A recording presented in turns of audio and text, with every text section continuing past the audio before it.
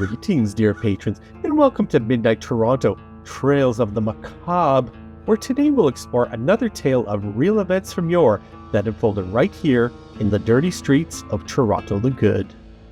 Today's tale, a most riveting one involving buxom beauty queens, lustful philanderers, dark family secrets, and of course, murder most foul, came to its tragic fruition late one night on a dark deserted lane inside the wrought iron gates of historic High Park.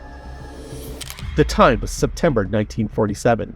The average cost of a new home in Toronto was $6,600, and you could drive a brand new, fully loaded Chevrolet Fleetmaster off the lot for another $1,200. Our collective euphoria over the end of World War II, just 2 years prior, was giving way to an emerging Cold War with the Red Menace Soviet Union. And the Brooklyn Dodgers signed pioneering infielder Jackie Robinson, making him the first black player to play big league baseball. But lest I digress too far, dear patrons, allow me to focus on the matter that brings us together. By all accounts, 21-year-old Iris Scott was a rare beauty. Kind, smart, and a fine budding artist, Iris grew up in North Toronto on Edith Drive near the eastern edge of Eglinton Park. Scott's was a modest family home, shared with her parents, Peter and Eileen, and elder siblings, Joe, Harold, and Hilda. Iris attended Northern Vocational High School, where she excelled in her studies and had the attention of many would-be suitors. No doubt enamored by her beauty, which was put on full display when she competed in the Miss Toronto beauty pageant in 1943. Upon graduating from high school, Iris took a job as a stenographer at the Fielder Paperbox Company, and then later as a bookkeeper at Ainsworth Motors, a car dealership near Yonge and Eglinton. Iris was a model employee, adored by her peers, and much fancied by management too.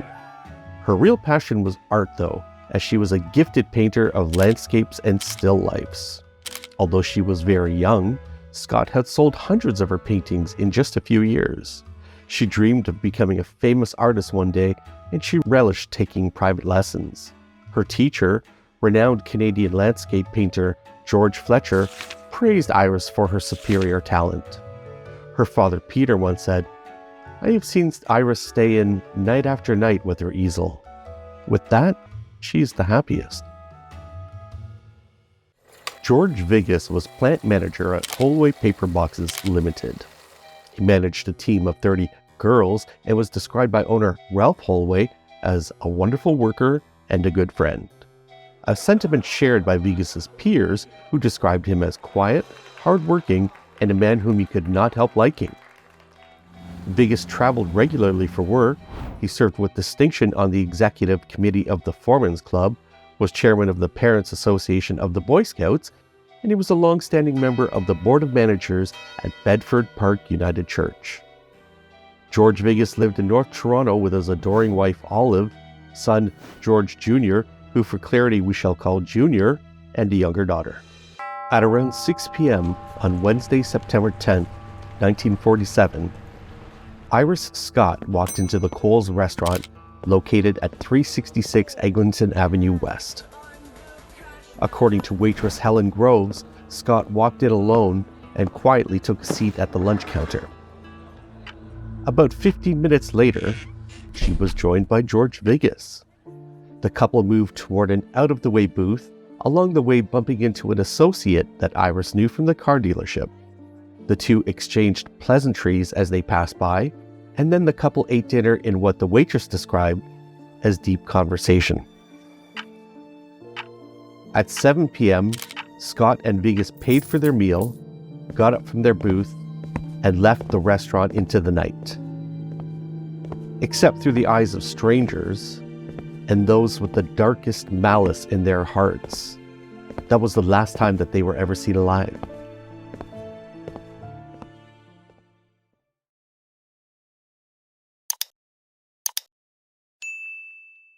Young William Broadbridge lived with his parents in North York. On the day following the disappearance of Vigas and Scott, William drove his car with a lady friend along Colborne Lodge Drive in High Park. According to William, As the couple approached Howard House, he passed something that piqued his curiosity. Parked inconspicuously near a bench, just 25 feet from the main road, was a black 1935 Chevrolet Coupe that looked very much like the car driven by his good chum, Junior. In fact, he knew it was his buddy's car, he said, because of a white strip of tape that Junior had placed on the rear window to prevent a crack from spreading. Broadbridge didn't think much about this strange coincidence at the time, he said, but later that day he called Junior to razz him about his car breaking down along that stretch of High Park, a known destination for unrefined youths exploring their carnal urges. Give me a kiss. Junior told him that his father had been reported missing by his mother the evening before. All of Vegas camped all night on the front porch of their home, praying that her husband would return safely. According to Junior, when his father didn't return by sunup, he drove to Vegas's office on Wellington Street to search for him, with no success. He then began telephoning those closest to Vegas to ask if they had been in touch with his father. Worth noting, one of those calls was made to the home of Iris Scott. There, he was told by Betty Wen, landlady of the boarding house where Scott lived, that the pretty blonde girl had failed to return home the night before. Very much out of character, in her opinion. Junior recounted racing to gather his friend after the call and then to the site of the abandoned Chevy Coupe. There, they were able to enter the car, but without keys were unable to start it. Compounding the mystery, the car's trunk had been locked, an occurrence Junior had never known since the family owned the car. With no sign of Vegas, the pair ventured to the closest police station on Cowan Avenue in Parkdale. They then returned to Broadbridge's Armour Heights home to retrieve his keys, which, according to their friends, were able to start the Chevy Coupe in the past. When they returned to the scene, they were joined by Vegas's brother, Lloyd, and P.R. Anderson, a friend of the family. Waiting for them at the abandoned car were Toronto police constables and High Park night watchman Laurie Timlek, who said the car was first spotted by another watchman at 3 a.m. that morning. Despite repeated attempts, the keys they brought back would not start the car or open the trunk, and this prompted a visibly agitated Junior to jump on the back bumper of the car and rock it up and down violently, shouting to police, "It's never locked! There's no reason for it to be locked! There's something or someone in there!" Shortly after midnight, those gathered at the scene decided to pry the trunk open with a crowbar. None was prepared for the ghastly scene of horror that awaited them inside. The open trunk revealed the cold, stiffened, and lifeless bodies of 39-year-old manufacturing executive George Vegas and his companion, 21-year-old beauty queen Iris Scott. Wrote the Globe, the two bodies were crumpled as if physical force had been needed to pack them into the confined area. The man's body was most easily discernible. It appeared to be fully clothed except for the coat. The shirt was pulled out as if it had been used for leverage in handling the body. Added the Star, the man had his feet drawn up behind him against the wall of the trunk. The blonde woman had her feet just opposite to the man's head. They were really jammed in. Vegas was brutally beaten and was surely unconscious at the time of his death.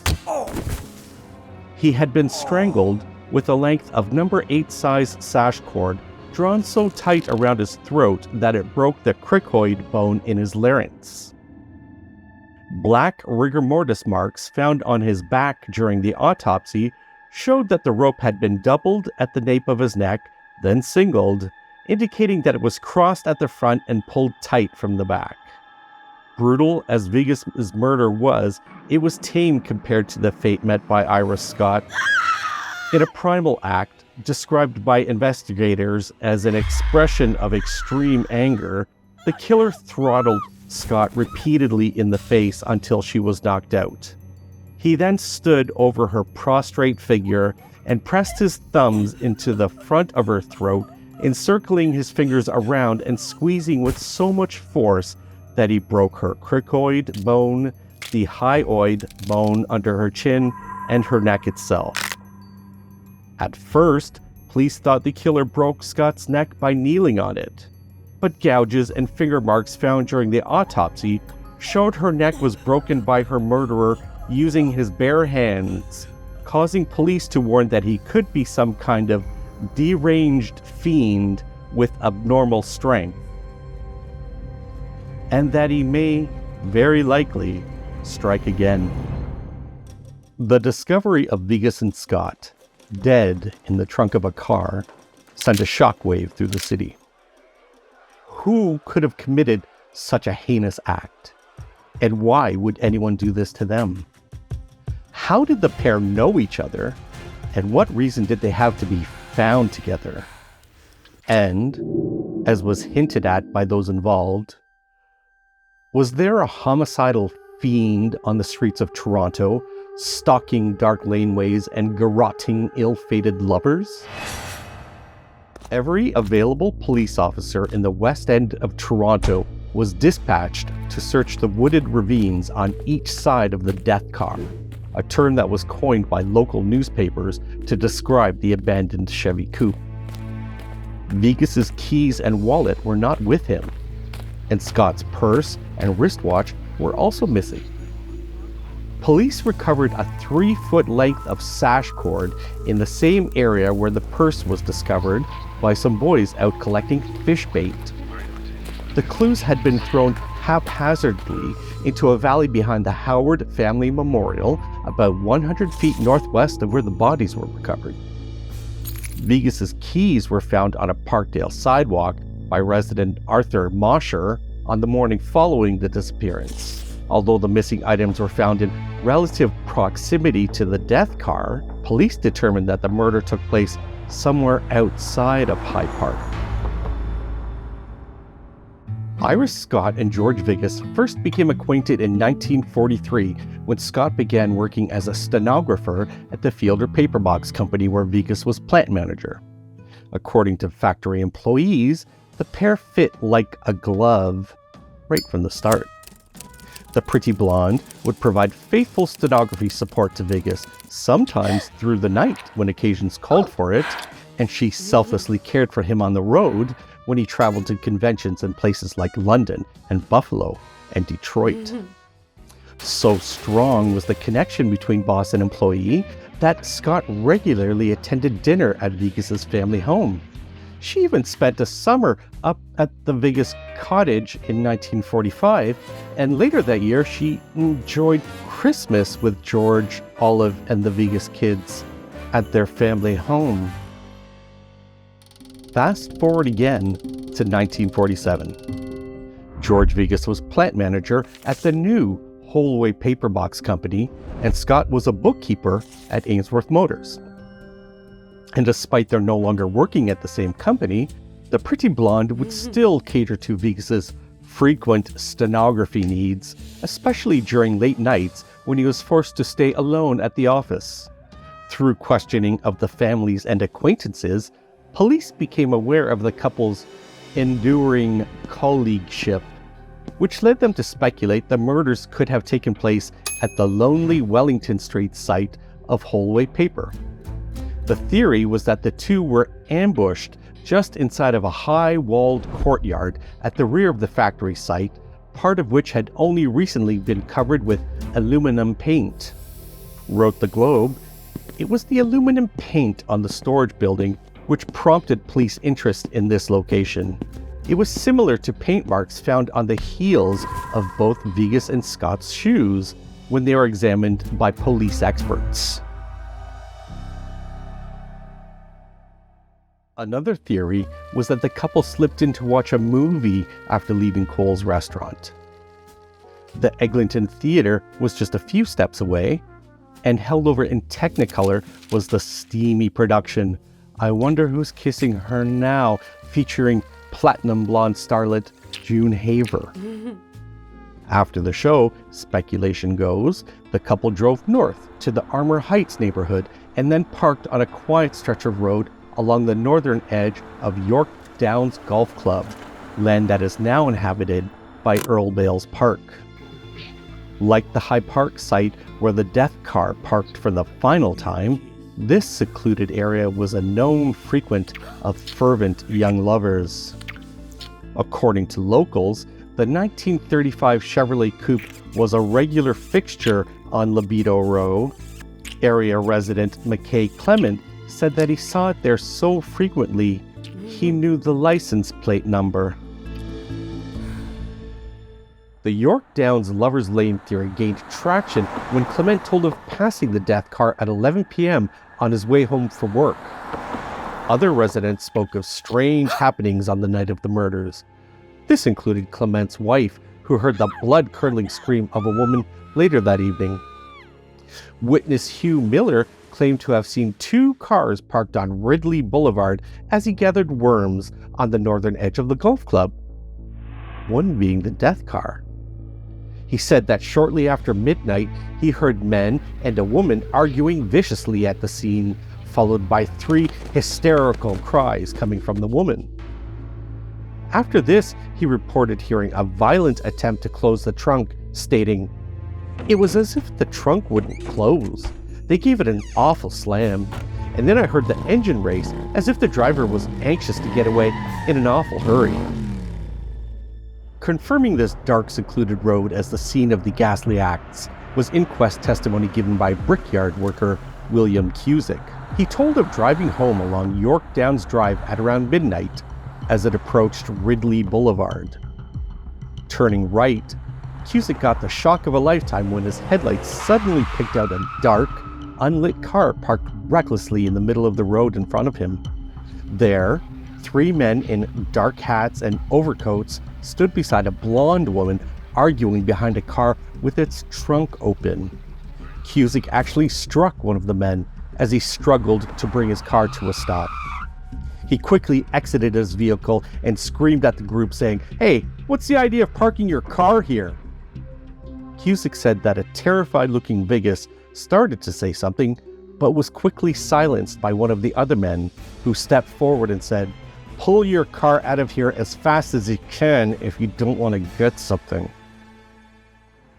Recognizing the gravity of the situation, Cusick heeded the warning and drove off into the night, thus sealing the fate of the doomed Vigus and Scott.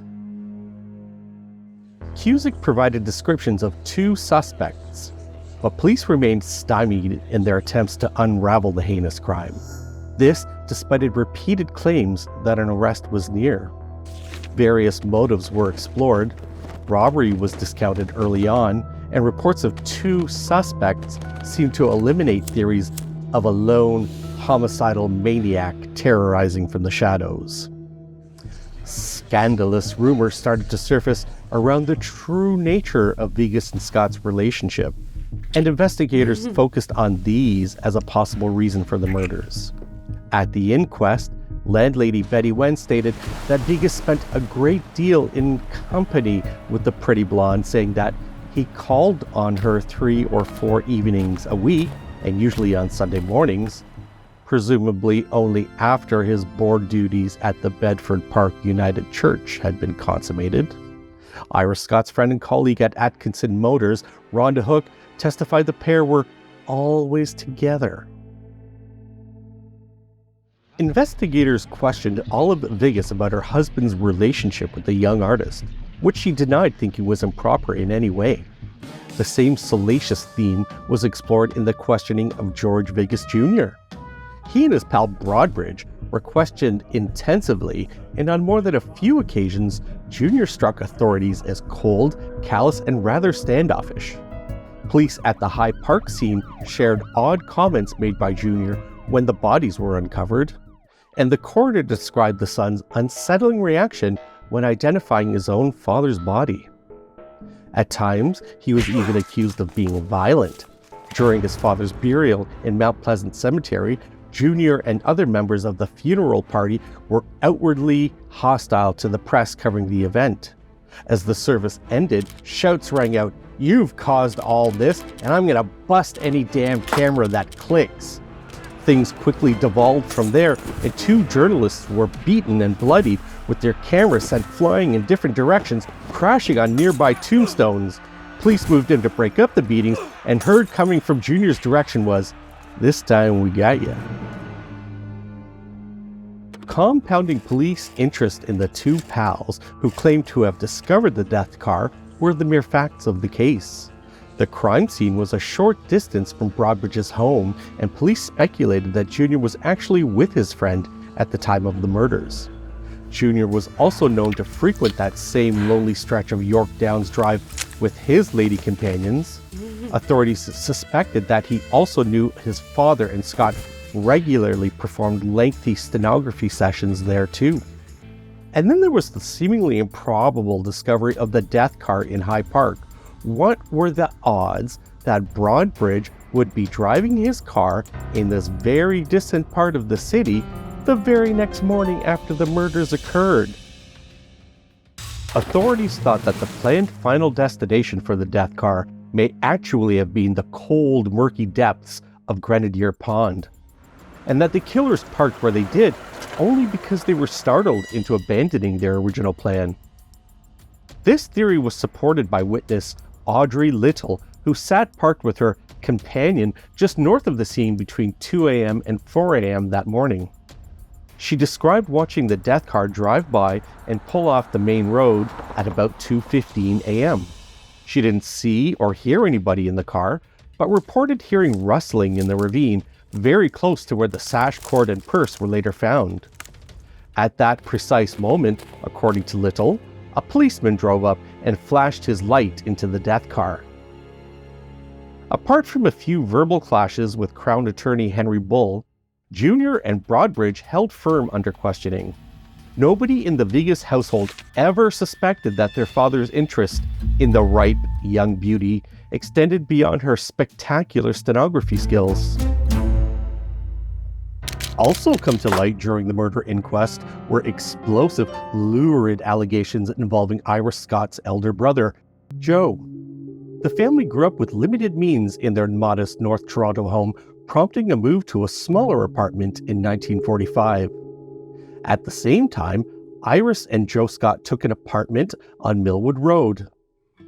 The siblings shared the space for only a few short months when Iris decided abruptly one day to move out. This she did quickly, taking a room in Betty Wen's boarding house.